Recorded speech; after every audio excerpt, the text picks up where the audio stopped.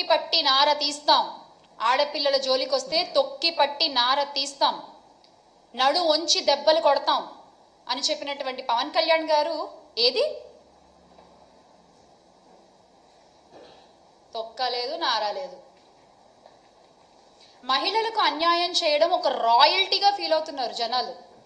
మహిళలకి అన్యాయం చేస్తే ఏం కాదులే అంటే వాళ్ళలో ఒక వణుకు, ఒక భయం అనేది తగ్గిపోయింది.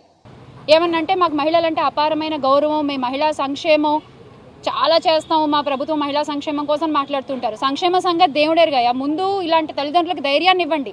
వాళ్ళ ఆడపిల్లలు బయటకు వచ్చి ఎక్కడికి ఏం చేసినా కూడా మళ్ళీ క్షేమంగా ఇంటికి తిరిగి వస్తారన్న ధైర్యాన్ని మీరు ఇవ్వండి చాలు. ఒక పెద్ద మనిషి ఏమో చెప్తున్నారు నిన్న మొన్న, మాకు సత్తా లేదు అందుకనే మేము మా నాయకులు ఏం చెప్తే అది చేస్తాము అని చెప్తున్నారు.